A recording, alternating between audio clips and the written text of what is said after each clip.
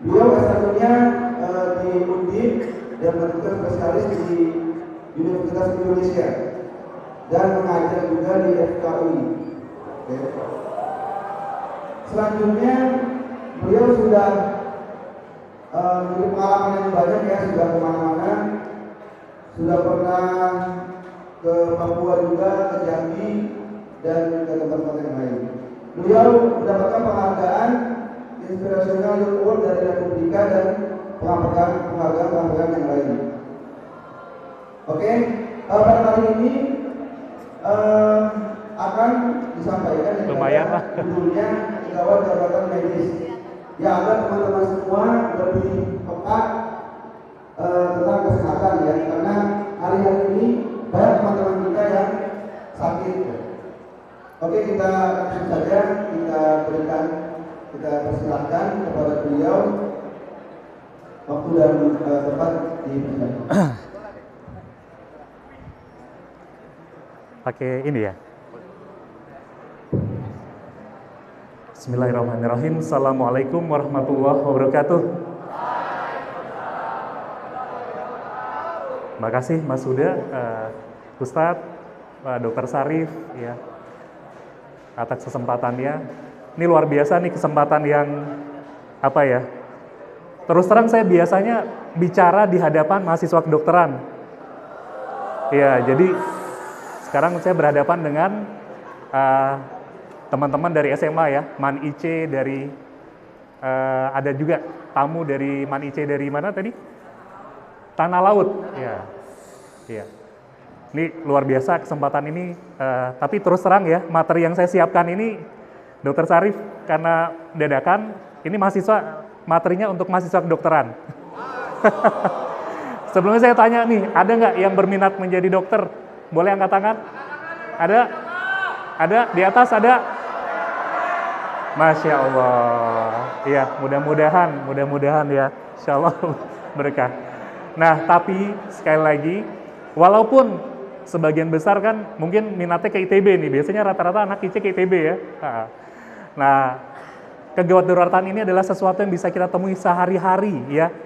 Jadi, dan ini karena fokusnya untuk anak, kadang-kadang mungkin kita berpikir, kok untuk anak gitu, emangnya saya masih anak-anak? Nah, nanti kita lihat ya, apakah teman-teman, adik-adik, anak-anak semua ini masih masuk dalam kategori anak atau bukan. Yang kedua, nanti pada waktunya siapa yang pengen punya anak? Boleh? Yang nggak pengen punya anak? Iya, kok banyakan di sini dibanding di sini ya? Nah, mati.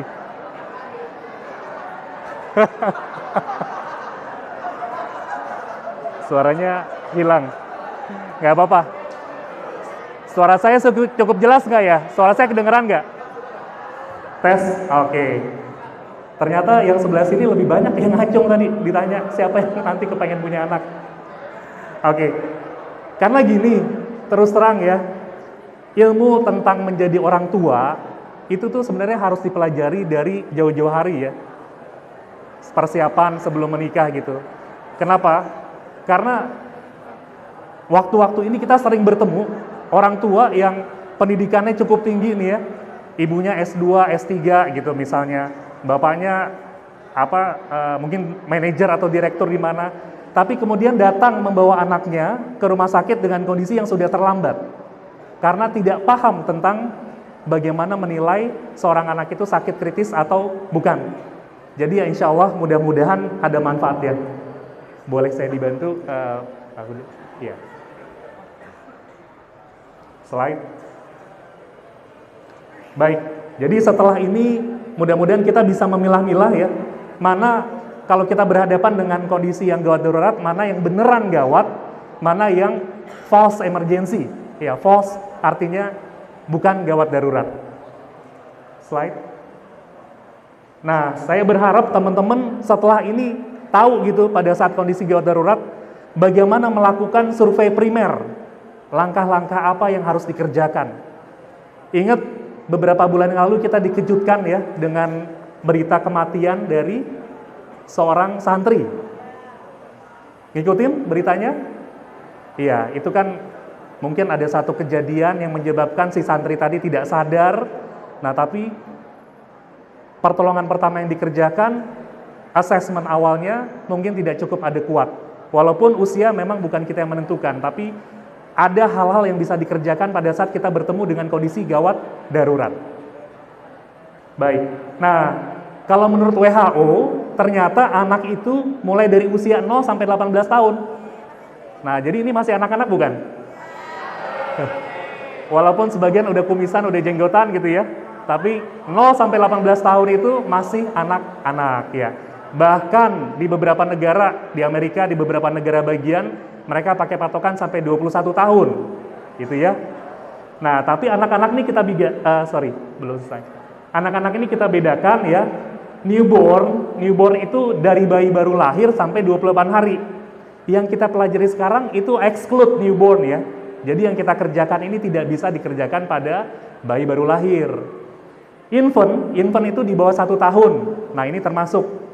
Kemudian child, yang dibilang child itu 1 tahun sampai puber ya. Nah, sekarang yang di hadapan saya tentu adalah remaja. Mulai dari puber, atau ada yang belum puber? Kalau ada yang belum puber nih harus dikonsulkan nih, soalnya umur segini harusnya sudah puber ya. Sampai 18 tahun. Oke. Slide. Nah, sekarang coba kita berpikir, kan kayaknya di sini aman-aman aja insya Allah ya Ustadz ya. Insya Allah aman-aman aja, mudah-mudahan apa yang terjadi di pesantren-pesantren lain atau asrama-asrama lain atau sekolah-sekolah umum lain itu tidak terjadi di sini. Nah, tapi namanya kedaruratan itu kan qadarullah ya. Kapanpun bisa terjadi. Coba bayangkan apa sih yang kira-kira bisa terjadi di lingkungan kita ini gitu, yang bisa menyebabkan tahu-tahu temannya nggak sadar gitu. Ada nggak? Boleh angkat tangan, boleh langsung bilang. Apa kira-kira? Ya? Kepalanya kelempar bola basket gitu ya, atau ketendang ya. Ya, itu bisa ya, trauma kepala. Bidang-bidang trauma nanti Dokter Sarif nih lebih paham. Apalagi? Mungkin guru-guru ada yang punya sakit jantung misalnya, darah tinggi misalnya, atau serangan jantung, kolaps gitu, atau tensinya tinggi sekali. Apalagi? Kemarin waktu ada klaster COVID di sini, ada nggak yang sampai harus dirawat? Ada, ya nggak apa-apa. Ada yang sesek, ada yang lemes gitu kan ya. Nah, jadi sebenarnya dimanapun itu bisa terjadi gitu ya. Nah, yang penting adalah bagaimana mengenalinya. Kalau kita nggak bisa mengenali, maka kita bisa terlambat. Slide. Nah, ini yang namanya chain of survival. Rantai keselamatan. Dimulai dari apa? Kita bisa mengenali dan panggil bantuan. Jadi pertama ya, kalau ketemu kegawat daruratan, ngelihat temennya ada sesuatu ya, dibangunin kok susah dibangunin, maka langkah pertama adalah shout for help, panggil bantuan. Di rumah sakit pun kami begitu. Tidak ada namanya Superman dalam menangani kegawat daruratan, adanya super team. Nah, disitulah mungkin kalau di sini ada Palang Merah Remaja, ada UKS yang melibatkan siswa, nah itu bisa untuk mulai membangun semacam tim reaksi cepat pesantren gitu ya. Jadi pertama adalah panggil bantuan. Yang kedua, kalau ternyata ada indikasi, maka segera lakukan resusitasi jantung paru. Ya, tahu RJP? Kompresi dada tahu? Tahu. Kapan kita harus kerjakan kompresi dada? Ya? Nggak sadar. Temennya semalaman habis begadang, terus pagi-pagi dibangunin nggak bangun-bangun gitu, nggak sadar, langsung kita kompresi? Enggak ya, nanti kita pelajari. Yang ketiga, ada namanya defibrilasi. Pernah jalan-jalan ke mall? Pernah jalan-jalan ke bandara? Oke, pernah lihat ada kotak warnanya merah, ada tandanya palang? Tahu nggak itu apa?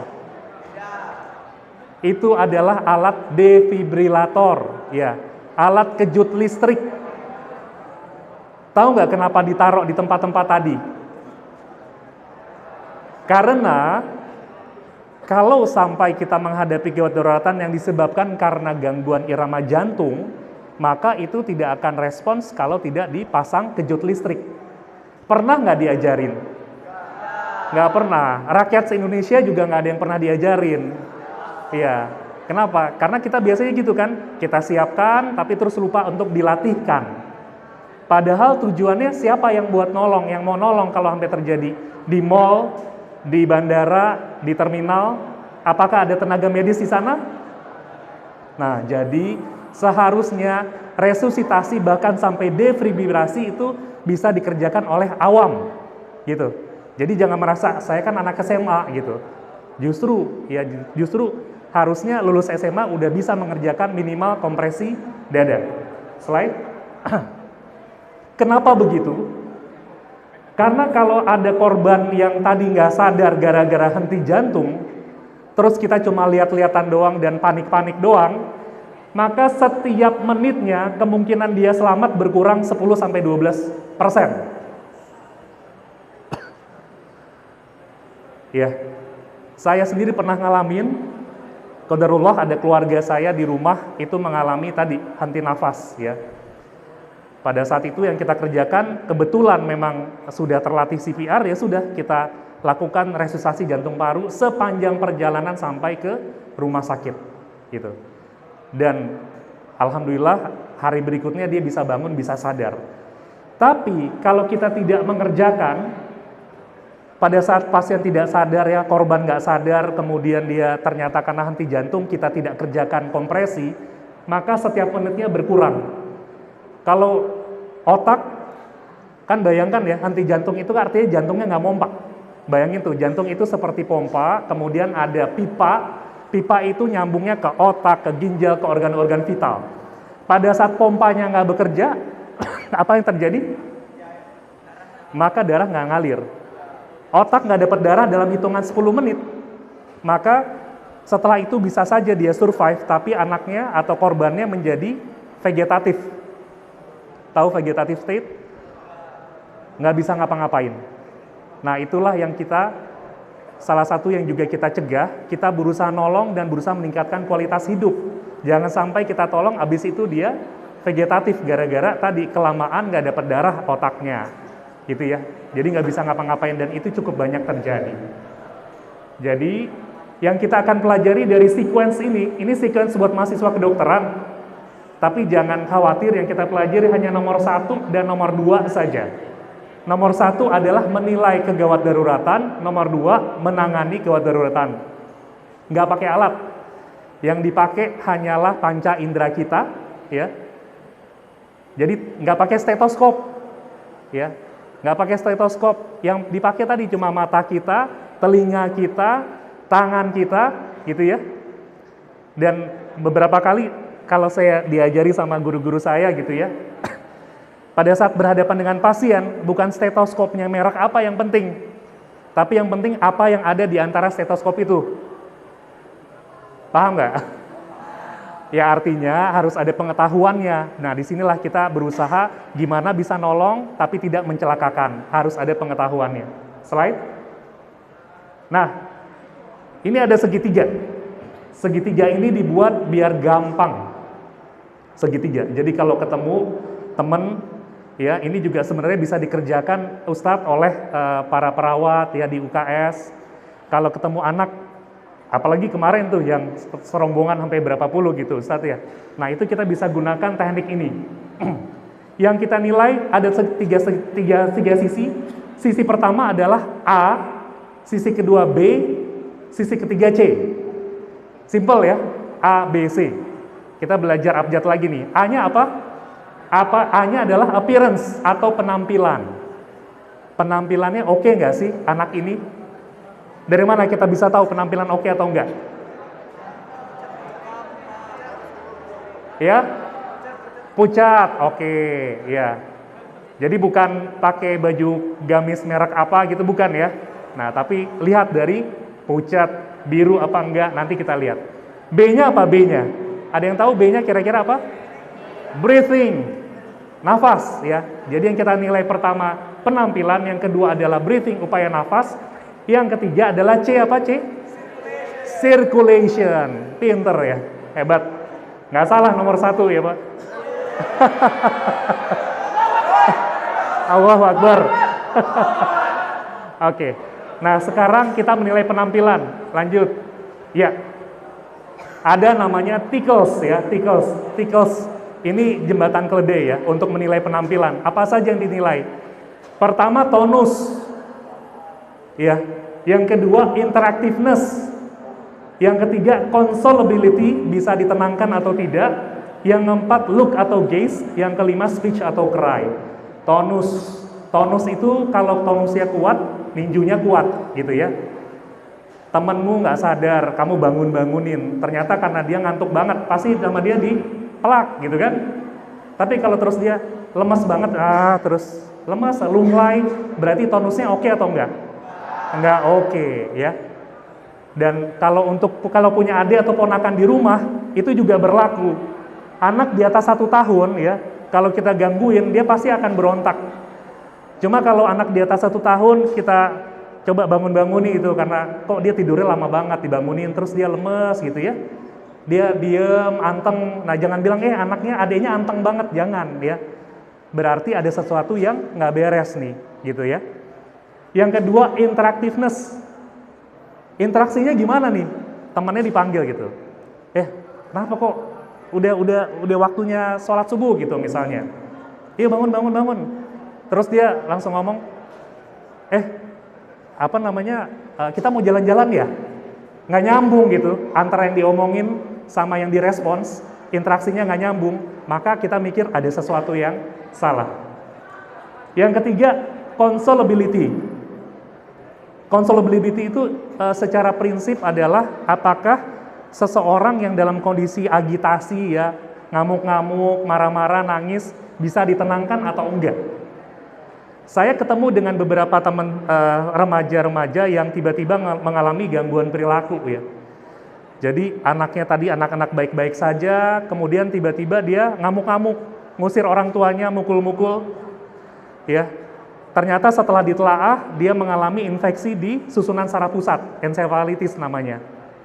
Gitu. Jadi sesederhana itu, yang biasanya diajak ngobrol, dia respons baik, kalau pas dia lagi marah-marah bisa ditenangkan. Nah ini dia nggak merespons, malah makin ngamuk, maka kita harus berpikir ada sesuatu. Look atau gaze, kontak mata. Mata ini jendela hati, ya. Nah kalau kita lihat ada teman kita nerawang aja gitu ya, ya mungkin ditanyain udah dapat kiriman belum dari orang tuanya.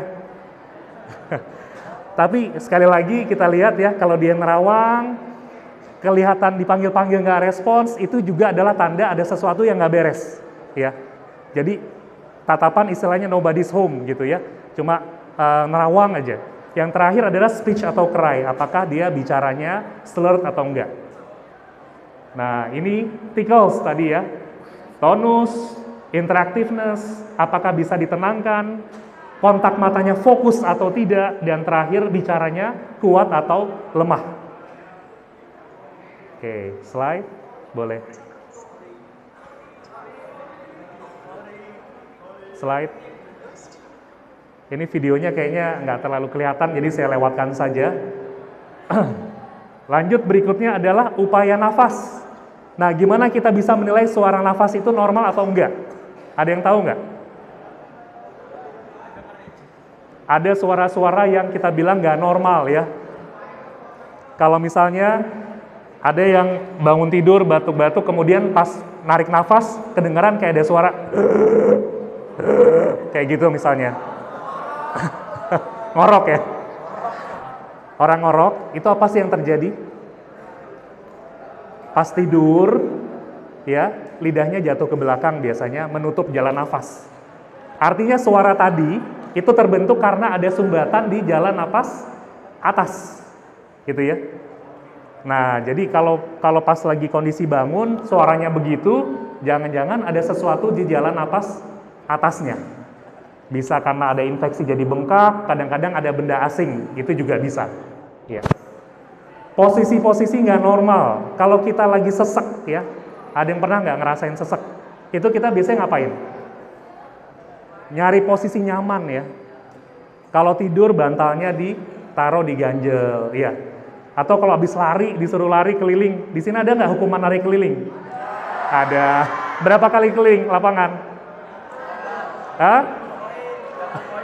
1 kali? Oh, tergantung poin. Oke.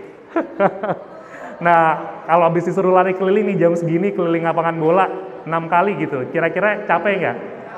Nah, biasanya kita akan cari posisi yang nyaman, salah satunya namanya tripod position ya. Jadi begini nih kira-kira. Kita mengganjal nah kayak gini nih kira-kira gini. Kita menopangkan badan kita gitu ya. Nah, kalau kelihatan temennya siap sebentar kok, baru pemanasan dikit terus dia langsung cari posisi, dia tompangkan badannya, maka hati-hati, mungkin ada sesuatu ya. Kalau nggak salah kemarin ada teman kita juga yang mengalami miokarditis ya, dok ya. Nah itu biasanya gejalanya dia akan merasakan sesak pada saat beraktivitas gitu. Kalau pas duduk belajar nggak apa-apa, cuma jalan sebentar, naik tangga, disuruh lari, langsung ngerasa nggak enak gitu, ngerasa nggak nyaman, ngerasa sesak, dia cari posisi.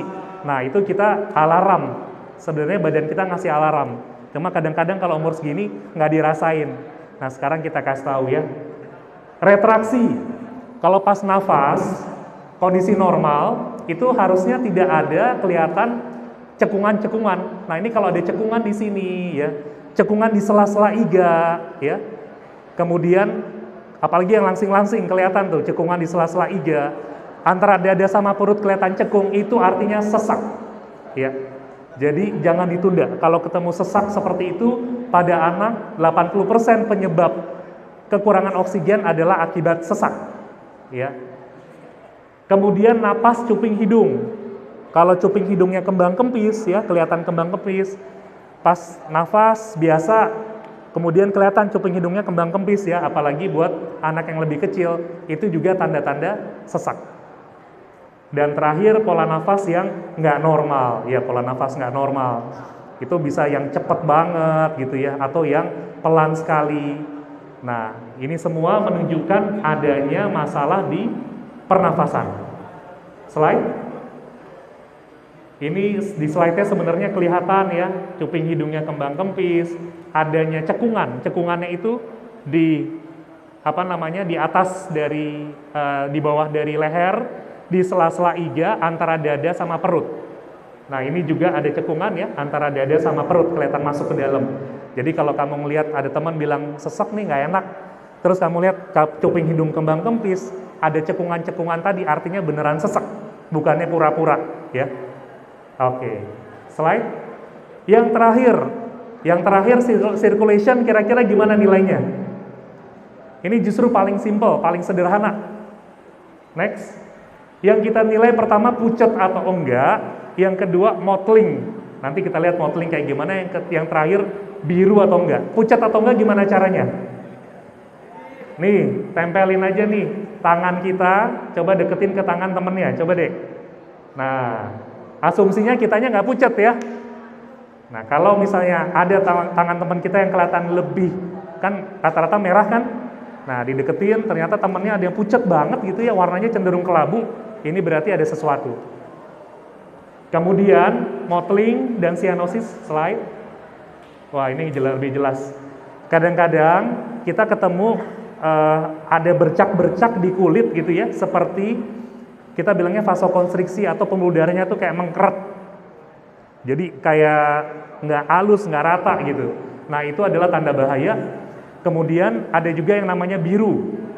Ujung-ujung jarinya biru, tapi yang paling bahaya kalau di sekitar mulutnya biru. Itu artinya kadar oksigennya rendah. Ya. Karena ingat kondisi kemarin ada yang namanya happy hypoxia, merasanya baik-baik aja. Tapi pas dicek saturasinya ternyata sudah turun ya. Kondisi COVID itu ada beberapa yang mengalami happy hypoxia. Dia baik-baik aja, saturasi atau kadar oksigen sudah turun, tahu-tahu nggak sadar ya.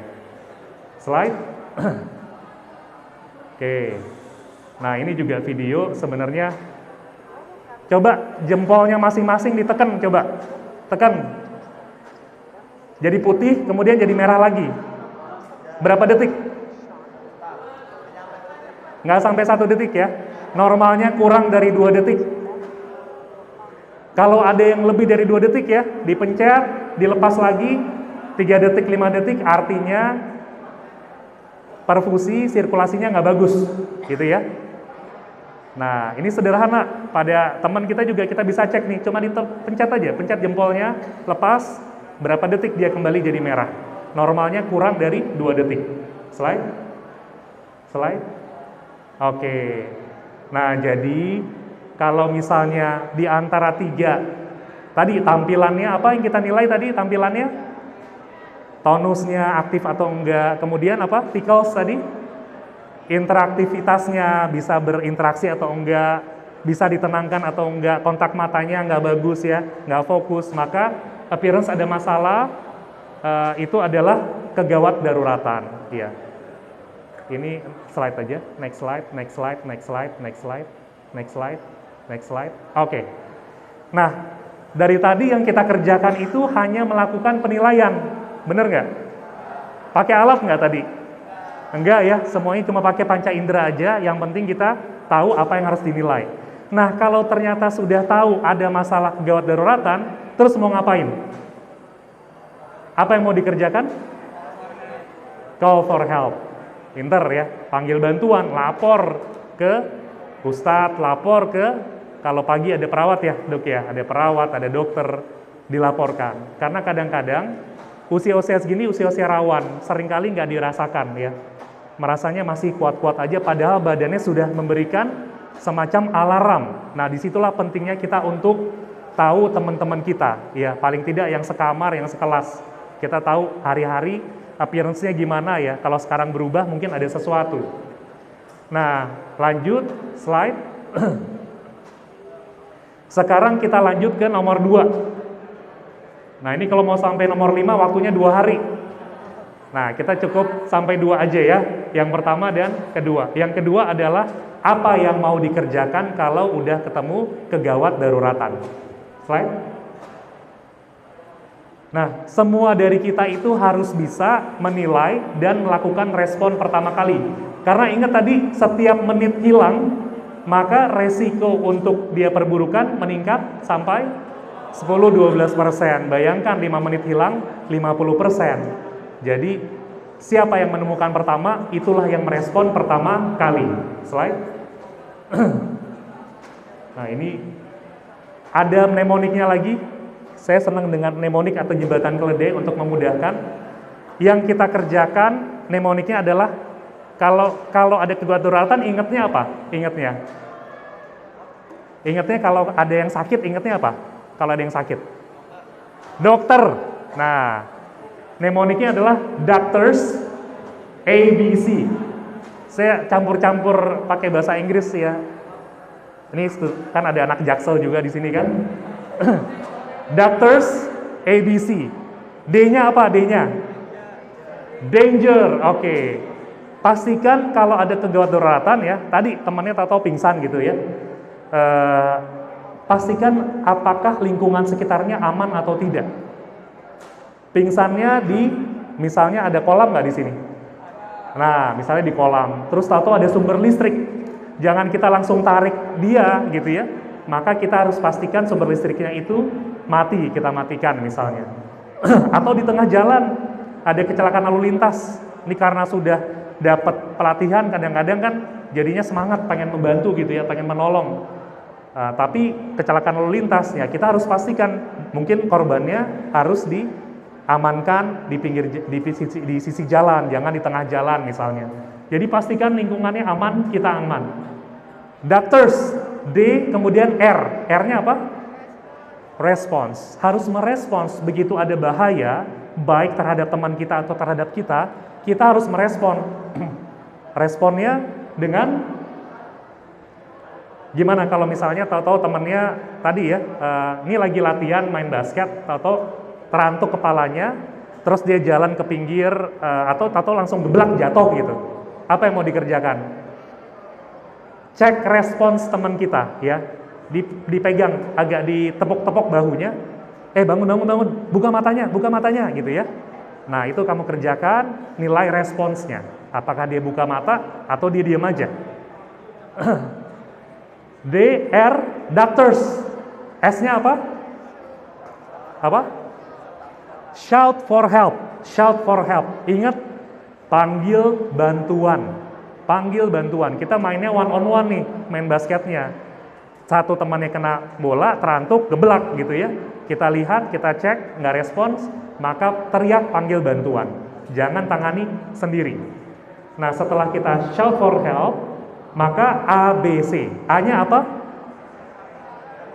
Airway, buka jalan nafas. Sesederhana manuver membuka jalan nafas, itu dia bisa membebaskan jalan nafas yang tadinya tertutup. Kan nafas itu kan harus ada udara yang masuk kan, melalui rongga hidung, rongga mulut, kemudian masuk ke saluran pernafasan. Ya. Kalau ada yang menyumbat, tentu nggak ada yang masuk. Oksigen nggak bisa masuk. Padahal oksigen dibutuhkan untuk otak, untuk jantung, untuk organ-organ lain. Jadi manuvernya nanti kita lihat seperti apa. B-nya adalah breathing, nilai lagi nafasnya secara lebih detail, dan C-nya circulation. Slide. Nah, ini kira-kira kelihatan gambarnya? Kelihatan? Jadi, airway opening maneuver, itu kita bisa meletakkan tangan kita satu di dahi temennya. Nanti boleh ya, saling tes cara membuka jalan nafas. Nah, ya, dahi temennya.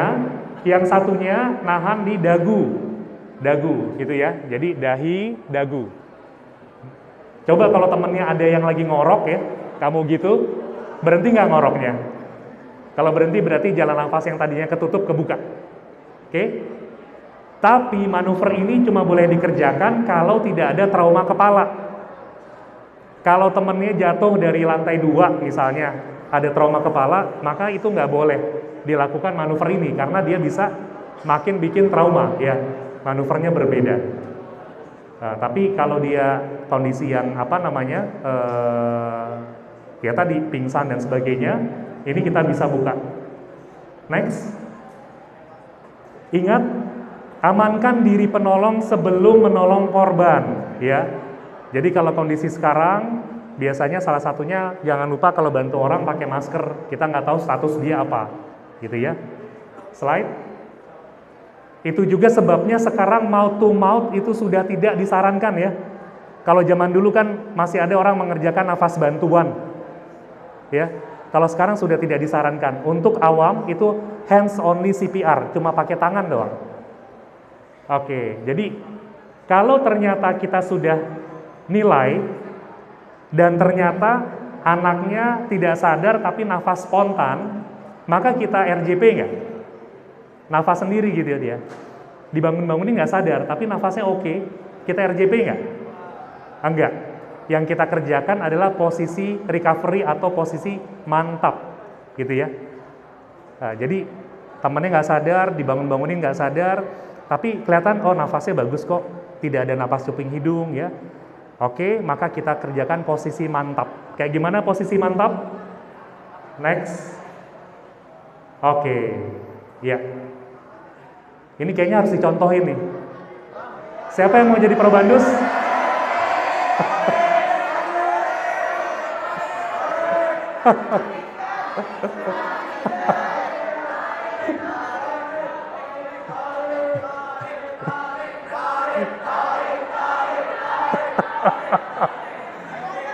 Nah itu udah dipanggil tuh sama fansnya.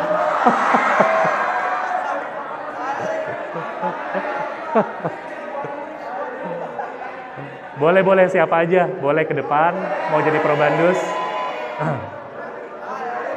Yang perempuan 2 orang, coba ke depan 2 orang. Satu nanti jadi yang menolong, satu jadi korbannya.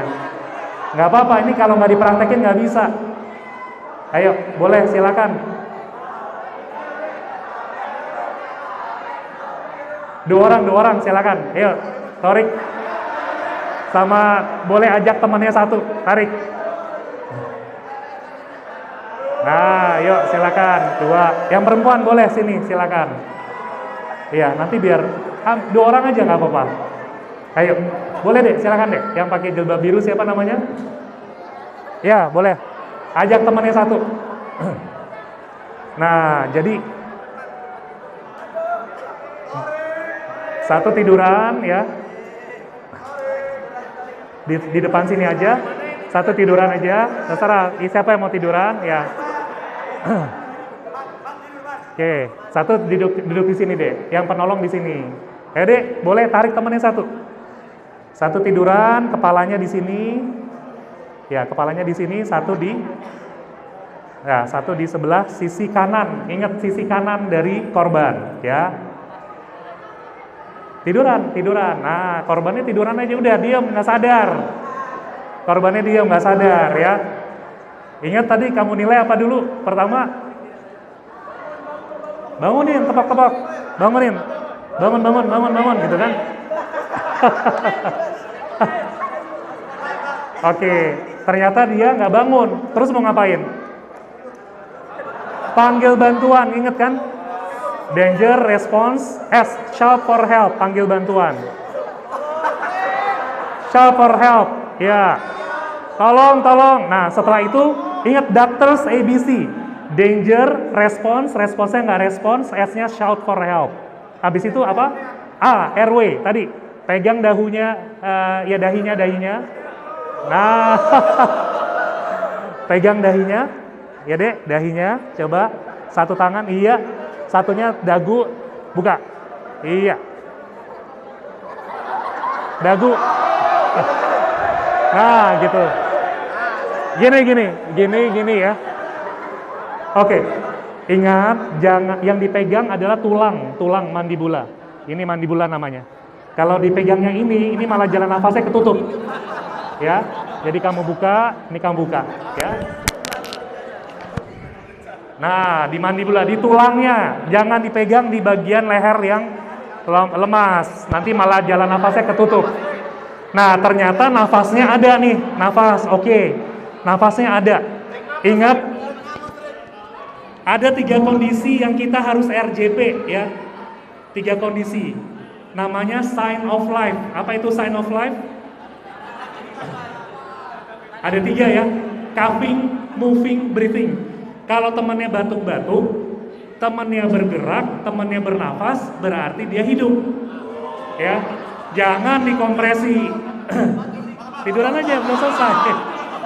Ya, lihat ya, ada nafas nggak? Berarti dikompresi nggak? Enggak, makanya kalau temannya tidur, bablas, jangan dikompresi ya, walaupun dia nggak sadar. Ingat 3 tanda kehidupan, coughing, moving, breathing ya. Batuk, bergerak, bernafas, jangan dikompresi.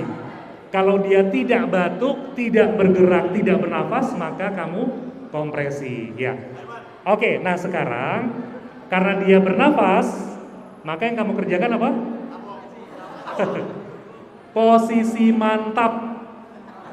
Langkah pertama, kamu udah di samping ya, berlutut di samping, persis di samping badannya. Langkah kedua, tangan korban yang paling dekat sama kamu itu dibentuk seperti sudut L. Nah, ya, oke.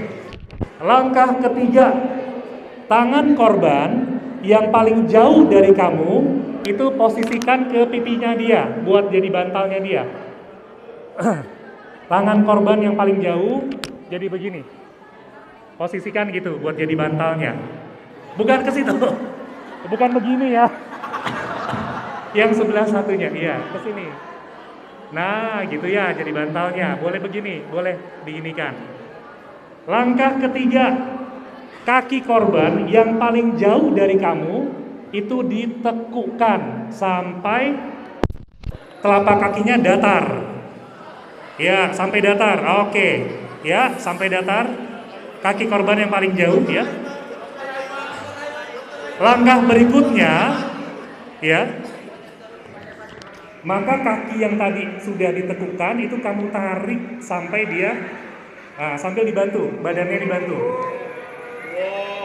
Nah, inilah yang namanya posisi mantap pada orang yang tidak sadar tapi masih bernafas, gitu ya. Posisi ini penting kenapa? Karena seringkali habis nggak sadar terus bangun-bangun dia batuk-batuk muntah. Kalau posisinya telentang, muntah, masuk ke paru-paru itu bisa fatal, gitu ya. Oke, jadi ini posisi mantap ya. Oke, tepuk tangan dulu buat Probandus.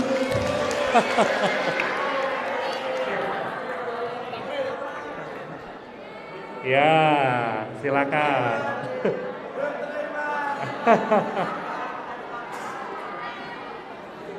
Baik. Nah, ini terakhir adalah tentang RJP atau bantuan hidup dasar. Slide. Tadi kan ingat pokoknya doctors ABC ya. Ingat D-nya danger, pastikan aman, penolong aman, korban aman. R-nya apa? Cek respons, tepok-tepok. S-nya apa? Shout for help, panggil bantuan. A-nya apa? Airway, buka jalan nafas tadi ya. Gini ya, seperti ini. Tapi jangan menekan leher, justru bisa sumbatan jalan nafas. Kemudian B, cek breathingnya nafas atau enggak ya. Cek circulation-nya. Kita bisa dengan meraba nadi di sini. Nadi di sini ya.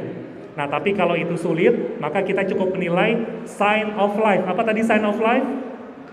Coughing, moving, breathing. Jadi walaupun tidak sadar tapi dia batuk atau dia bergerak atau dia bernafas, berarti cukup posisi mantap yang tadi. Tapi apa yang terjadi kalau nafasnya nggak normal? Ya, tahu-tahu gitu. Misalnya ya, nafasnya kayak satu-satu atau berhenti. Slide. Pertama, ingat ya, kadang-kadang ada yang badannya kecil ya. Ada yang badannya masih badan anak kecil, padahal korbannya orang gede. Mungkin kita tidak cukup kuat gitu ya. Kita boleh minta tolong orang lain. Yang kedua, ingat RJP itu adalah ikhtiar. Selesai ikhtiar berarti berikutnya apa? Tawakal ya. Jadi jangan habis RJP terus meninggal terus kita nyalahin diri kita. Aduh, jangan-jangan gara-gara saya nih akhirnya nggak ada kayak gitu, ya. Ini adalah ikhtiar kita, ya. Setelah itu kita tawakal. Tidak semuanya bisa diselamatkan, ya. Dan kalaupun nggak bisa ngapa-ngapain ya, saking paniknya blackout atau blocking gitu, minimal telepon panggil bantuan. Itu saja sudah akan menyelamatkan, ya. Kalau di Jakarta itu ada ambulans 119 ya. Tinggal telepon itu Dinas Kesehatan DKI, dia langsung datang tuh ya. Nah, mungkin kita harus tahu di masing-masing daerah itu kontak ambulans tercepatnya nomor berapa.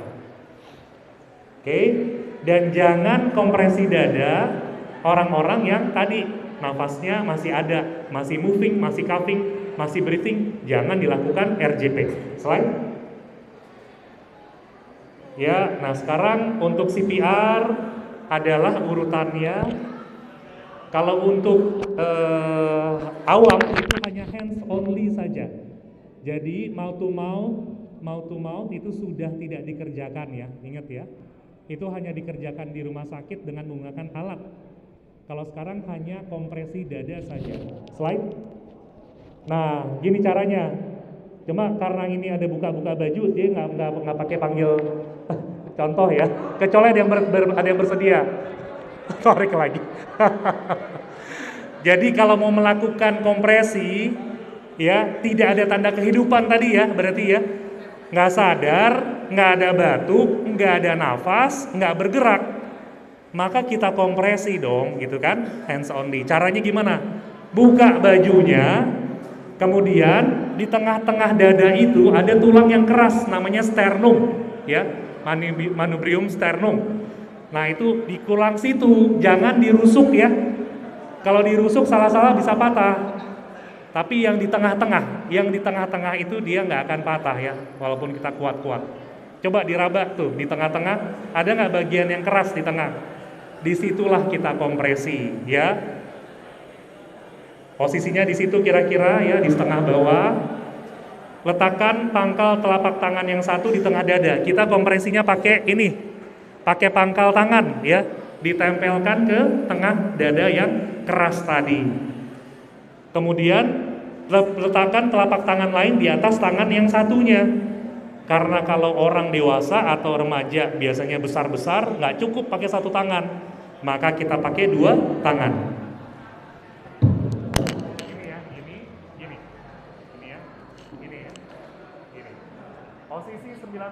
badan, ya. Jadi tegak lurus, nggak boleh tekuk, tegak lurus.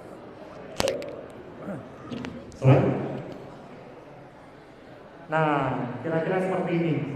Jadi dari samping telapak tangan kita itu ada di bagian tengah dada yang keras, ya.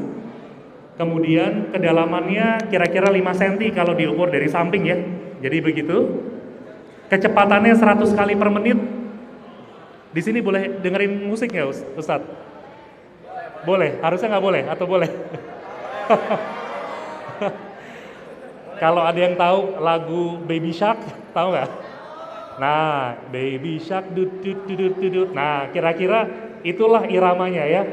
Kalau mau latihan, nah, atau kalau zaman dulu namanya Staying Alive, ada lagu Staying Alive, ya. Cuma mungkin nggak kenal kali sama John Travolta, ya. Nah, itu kira-kira segitulah 100 kali per menit, ya. Secara teratur dan beri kesempatan dada untuk mengembang kembali. Kesalahan yang sering terjadi saking semangatnya, ya, adrenalin rush, itu kita pompa terus, tidak memberi kesempatan dada untuk mengembang kembali. Oke. Dan kompresi ini tidak boleh terputus sepanjang not moving, not coughing, not breathing, maka terus lanjutkan sampai penolong datang. Slide. Nah, ini bayangkan jantung itu kan yang kita pompa kan jantung, ya. Jantung itu dia kalau kita tekan tadi kita pompa, maka dia akan memompakan darah dari jantung, ya. Itu melalui pembuluh darah besar, ya, dari ventrikel kiri ke aorta. Ini kan anak SMA biologinya udah sampai situ, ya. Kemudian langsung ke seluruh tubuh. Nah, kemudian pada saat kita lepaskan, ya, jadi kita biarkan dia mengembang, maka darah dari seluruh tubuh itu akan melalui vena cava superior, inferior, masuk ke atrium kanan, gitu, ya. Jadi darahnya balik ke jantung. Jadi kalau kita pompa-pompa tapi tidak memberi kesempatan untuk dia ngembang lagi, jadi benar-benar kita tekan aja terus, maka yang kita pompa adalah jantung yang kosong.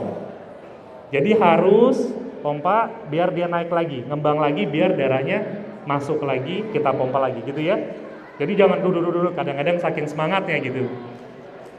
Jadi harus diangkat sampai dia balik. Slide. Nah, ini pada anak. Kalau dihadapi anak, ya, di bawah 8 tahun, cukup pakai 1 tangan saja, jangan pakai 2 tangan. Ya, apalagi kalau udah biasa fitness itu, nah, malah bahaya nanti. Slide. Kalau bayi gimana? Kalau bayi pakai jari aja, ya. Slide. Nah, ini bisa pakai ibu jari, ya. Yang kita tekan tetap sama di tengah-tengah. Slide. Jadi posisinya harus yang di tengah-tengah, yang bagian yang keras. Slide. Kapan kita hentikan? Mengerjakan ini capek loh, Dek. Ya. Capek sekali mengerjakan ini. Apalagi makin besar orangnya makin lelah kita. Jadi tentu kita hentikan pertama kalau dengan timbul tanda kehidupan, tahu-tahu dia bernafas lagi, ya.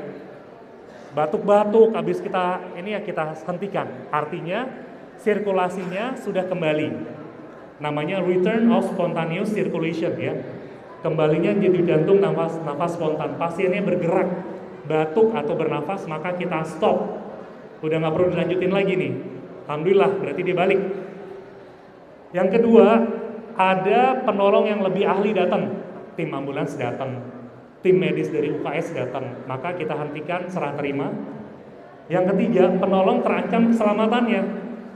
Jangan salah, kadang-kadang orang awam melihat upaya itu malah seperti menyakiti, gitu, ya. Di rumah sakit aja ada dokter dipukulin gara-gara dia lagi mau melakukan tindakan kompresi, orang tuanya nggak paham, gitu.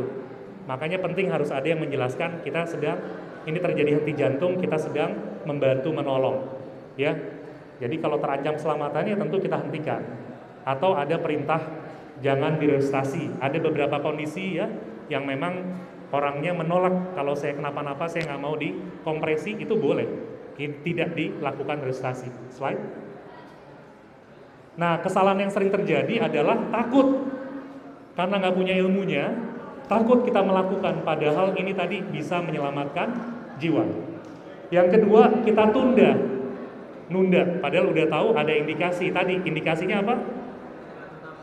Not breathing, not moving, not coughing ya. 3 tanda itu nggak ada, kita kompresi. Lupa manggil bantuan, ngerjain sendiri, lupa manggil bantuan, dan kita hentikan tidak sesuai ketentuan. Slide. Baik, ada pertanyaan? Silakan. Kalau nggak ada yang nanya, nanti ada tes. Saya yang nanya nanti. Ada yang pertanyaan? Silakan. Ya, dari apa? Boleh, silakan.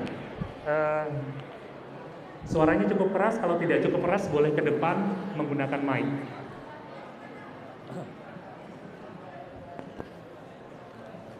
Waktunya udah mau habis. Waktunya udah mau habis. Masih lama, Ustaz. Ada 10 pertanyaan kata Bunda Komite. Oh iya. Ada hadiahnya. Oh baik. Nanti karena yang ini, nanti dokter yang bilang benar atau tidak. Oh siap. Sesudah yang ini saya serahkan ke Pak Syarif. Silakan.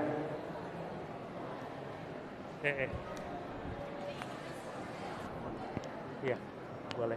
Saya pegang aja ya. Ya. Aida. Ini kan tadi signs of life-nya itu moving sama breathing. Iya. Tapi kalau movingnya itu dia kejang gitu yang bukan voluntary movement itu juga termasuk apa belum? Oke. Aida dari kelas berapa? 12. 12. Ya. Luar biasa. Mau jadi dokter? Ah, Hebat nih pertanyaannya nih. Pertanyaannya adalah sign of life-nya tadi kan coughing, moving, breathing, bener nggak? Iya.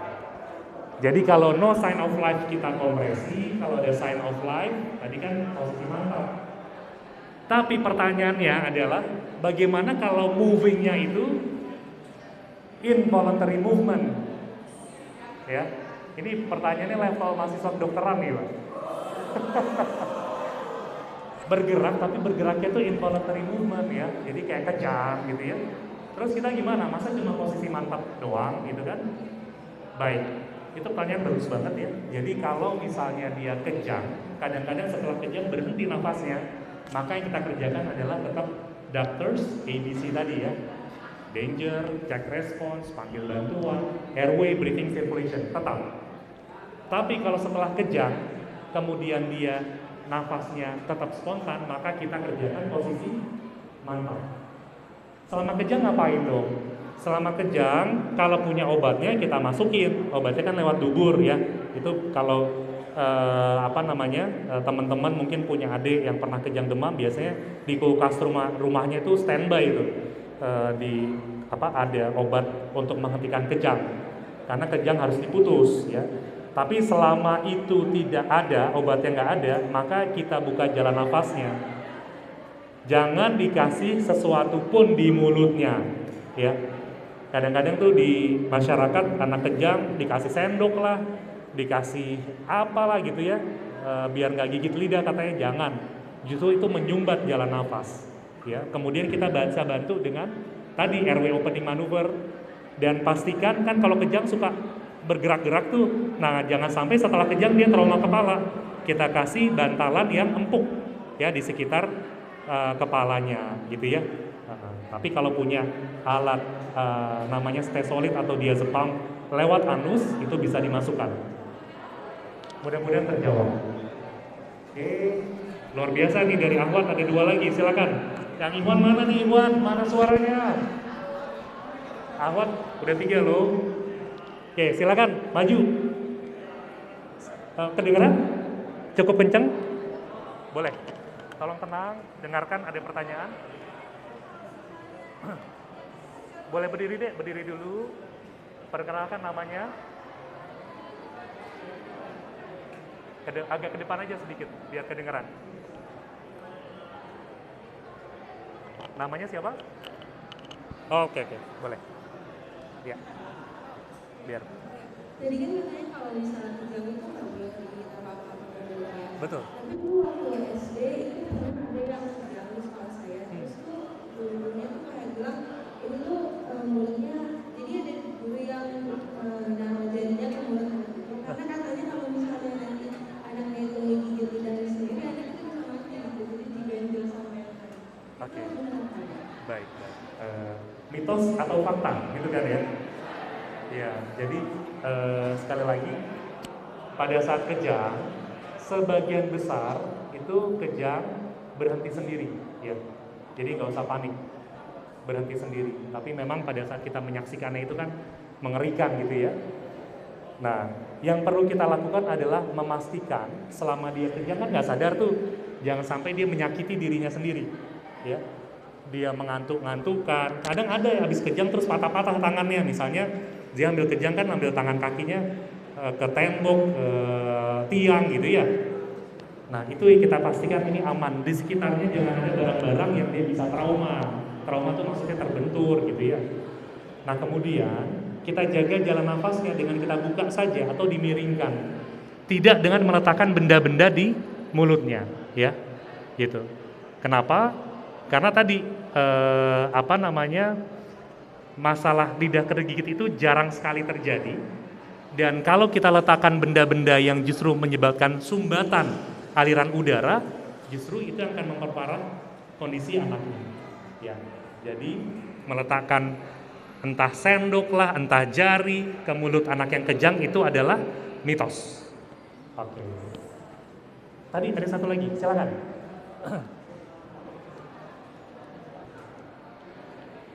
Iya, kalau suaranya kenceng nggak apa-apa.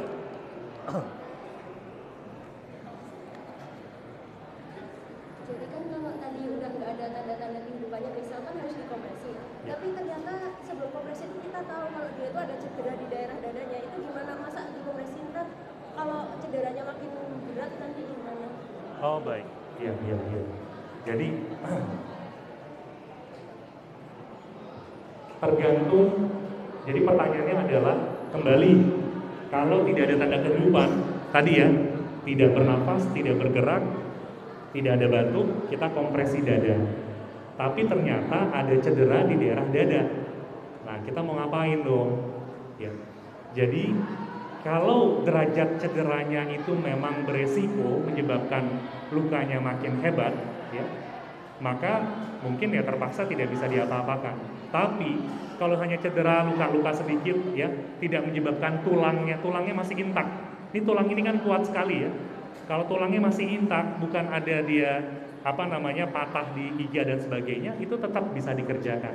Bahkan di rumah sakit ada beberapa kasus pasien pasca operasi bedah jantung itu dia kebuka nih ya, masih belum ditutup gitu. Nah itu bisa dikerjakan kalau terjadi henti jantung, langsung dia squeeze si jantungnya tadi, tapi tentu dengan peralatan yang steril gitu ya, seperti itu. Baik, saya rasa mungkin saya cukupkan dulu, saya kembalikan ke Dr. Syarif. Billahi taufiq wal hidayah. Assalamualaikum warahmatullahi wabarakatuh. Baik, Pak Yogi, alhamdulillah udah dapat ilmu ya, dapat ilmu yang nanti insya Allah nggak ada apa-apa. Cuma kalau nanti sampai ada apa-apa, teman-teman udah tahu ya. Para anak siswa semua masih semangat? Masih semangat? Kira-kira mau ditanya nih, ilmunya masuk nggak? Kalau ditanya balik bisa jawab nggak? Kalau dijawab, mau jawab yang ada hadiahnya atau yang nggak ada hadiahnya? Oh yang ada hadiahnya. Abun, kira-kira ada hadiahnya kan Ibu? Ada berapa pertanyaan? 10 pertanyaan ada hadiahnya. Masya Allah. Kalau nih ngantuk apa enggak? Ya nanti saya coba kasih pertanyaan untuk Siap, Yogi. siap. Nanti Dr. Yogi yang nanti bisa jadi juri. Benar apa enggak? Yang Siap, benar siap, kita Dokter. catat namanya, Ustaz Aikam. Kita catat ada hadiah dari Bunda Komite ya. Insya Allah. Dari tadi yang tadi itu akak semua, Ibu Ayu pada ngapain nih? Yang itu ya. Oke, bukan pertanyaannya. Kalau dari pada pertanyaan benar nih, dapat nih. Saya coba ya, satu pertanyaan ini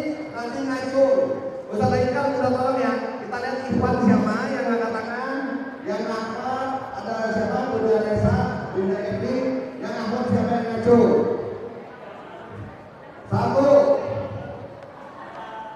Berapa detik saat jempol dipencet, aliran darah kembali normal?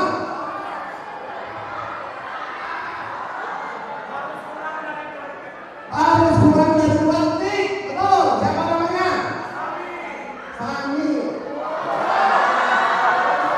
Kata dulu.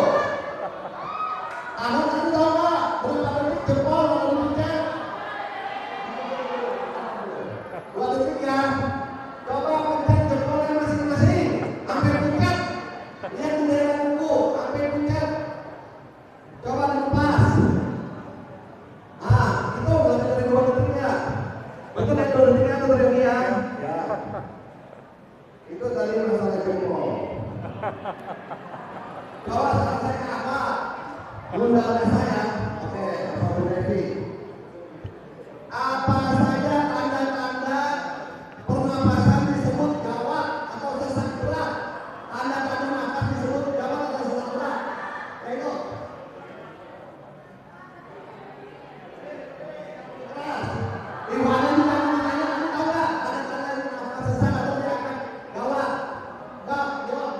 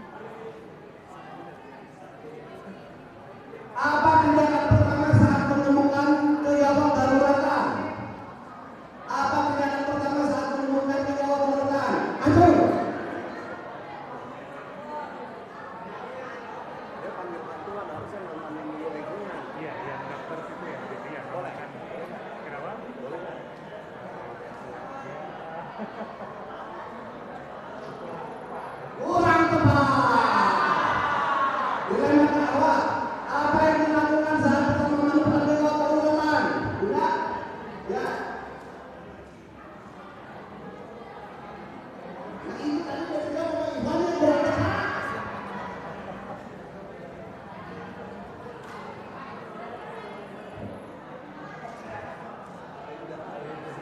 Danger ATC, betul.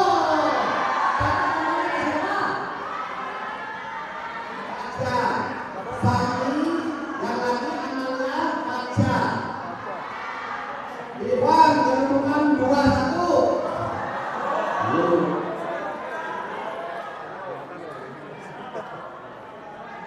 Jadi danger ABC. Apa aja Dr. Yogi? Jadi bukannya sama sekali tadi yang mau bantuan ya, karena channel semua itu memang ayo bantuan. Tapi ya, salah satu jembatan protein kata ini tadi Doctors ABCD-nya apa? Danger, amankan diri, amankan lingkungan, amankan pasien. Itu langkah pertama. R-nya apa? Cek respon yang bangun namanya. S-nya apa? Shout for help. Barulah kita ambil bantuan. Setelah itu kita kerjakan airway opening manual ya. Belum bisa lihat apa saat enggak.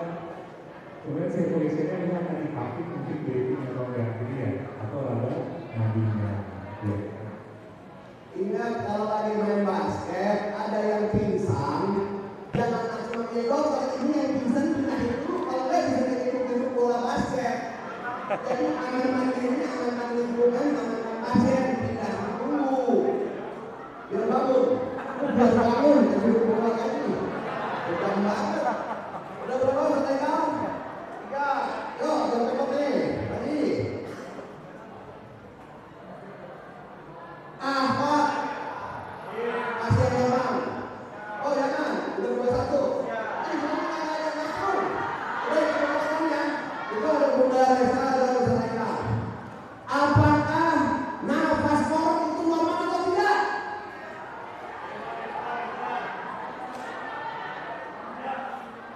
Tidak. Ya, nafas korok tidak normal. Siapa namanya? Antika.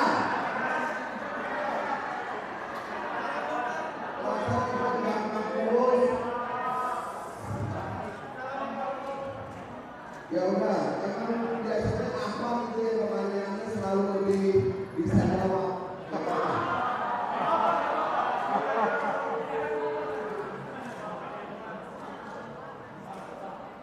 Siap, ada lagi. Jelaskan posisi mantap.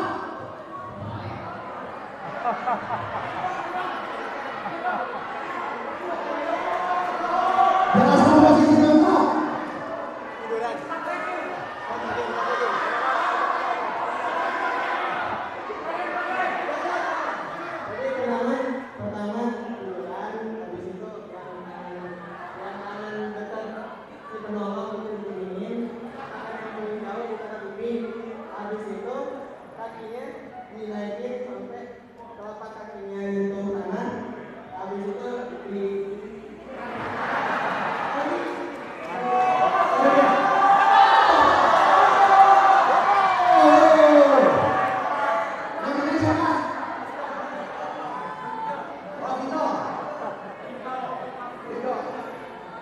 Posisi sekarang 3-2.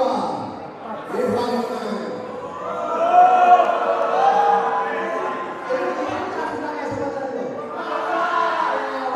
Kelas 11 yang mana ini?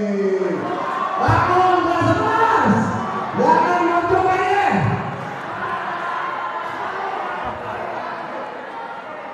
Kalau tadi ada pertanyaan enggak, Dok? Ada pertanyaan apa lagi, Dok? Kasih yang susah.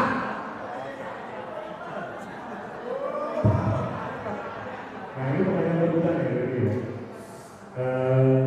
Ingat kan kalau dokter stagis itu pada saat kita berhadapan dengan dokter latar gitu kan ya. Tapi sebelumnya yang nomor 1 kan kita kerjakan segitiga penilaian pediatrik tadi kan. Nah, itu segitiga itu apa saja yang dinilai?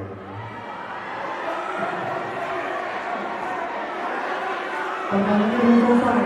Dari masing-masing poin yang dinilai, apa lagi background-nya?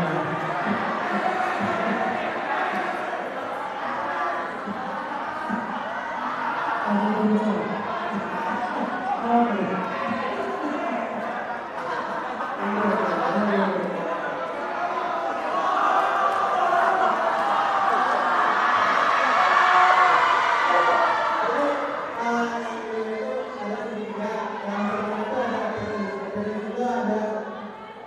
itu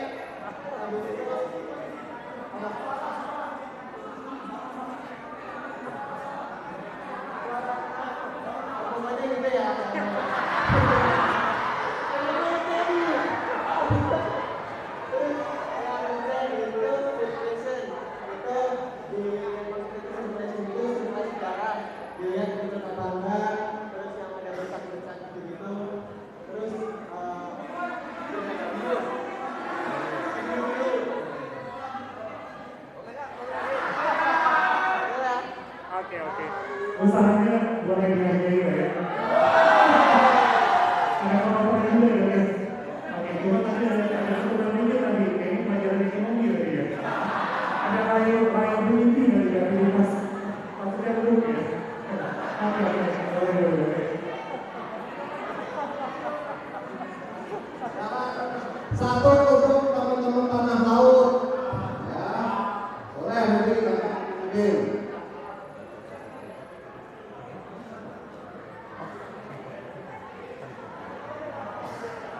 Teman-teman tanah laut tadi sempat dengar materi Dr. Yogi ya. Coba ini satu lagi sama teman-teman kelas 11 nih, kelas 11 belum ada jawaban nih. Kelas 12 jam dulu. Soalnya saya abun kelas 11. Teman-teman dari tanah laut, coba contohkan tripod position. Kelas 11 satu orang tripod position untuk menambah jarak nafas. Kalau enggak teman-teman tanah laut, tripod contohnya ini ya. Tripod position. Tuh kayak tripodnya kamera. Kelas 11 satu, sini. Tripod position. Adina, tripod position itu gimana? Kalau ada yang capek. Kelas 11 apanya? Oh, kelas 10. Boleh. Tripod position. Ini ada meja nih.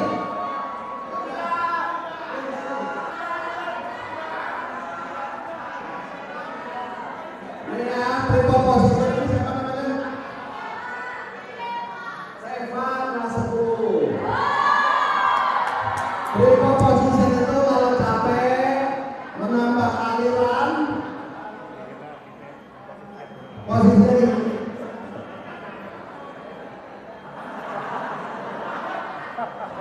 Tripod position. Wah, ini kasih kesempatan Dr. Yogi. Kelas 11 ini belum ada. Kemana nih kelas 11 ini? Padahal aku 11. Ayo kita jawab. Berapa lagi? Kira-kira? Udah 7. Teman-teman laut tadi ada yang bisa jawab? Kabur lagi. Ini pertanyaan satu Ivan, satu apa? Kelas 11 lagi coba ya. Kelas jawabannya.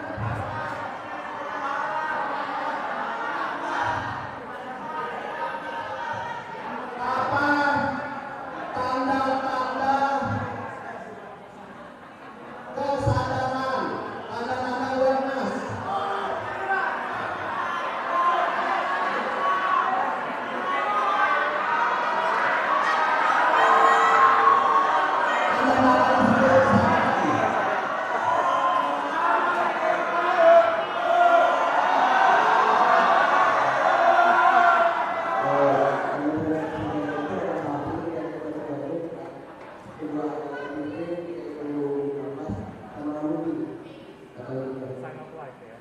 Sign of life. Breathing, moving, coming. Betul lagi? Betul. Siapa namanya? Pagi. Oh, Pagi kemarin berat di UKS. Lagi sakit, kontrol terlambat. Tadi yang katakan apa? Ayo tahu.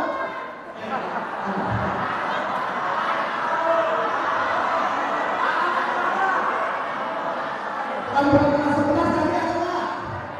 Yang naik dulu.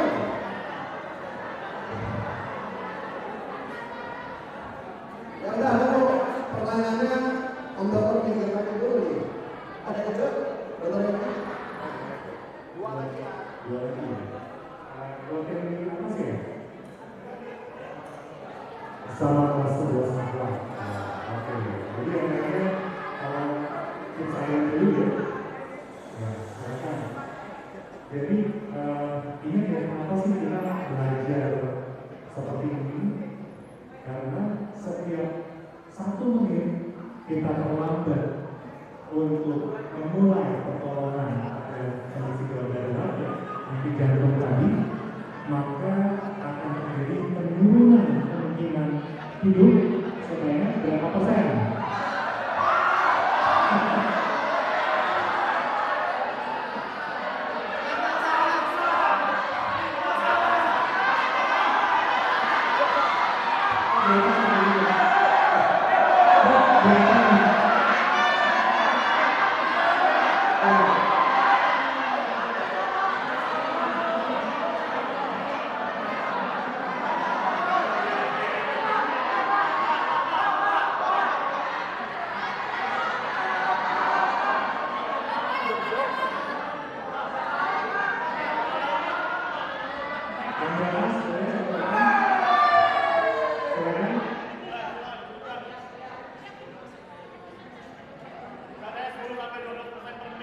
Oke, 10 sampai 12%.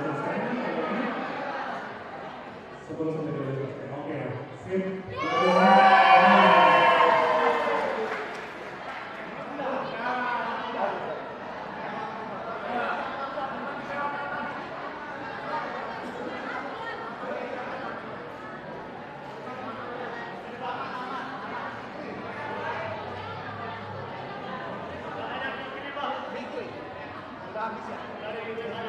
Beres dulu.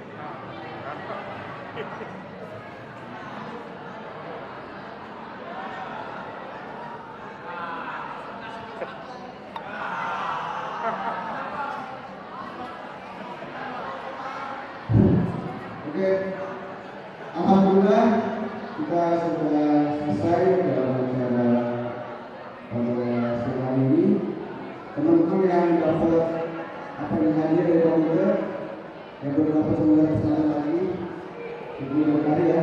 Oke, sebelumnya terima kasih kepada peneliti, Ibu Syarif, komite, dan saudara semua. Mari kita sama-sama tutup karena waktu sudah masuk. Kita tutup dengan doa otomatis. Subhanallahumma wa bihamdika asyhadu an la ilaha illa anta astaghfiruka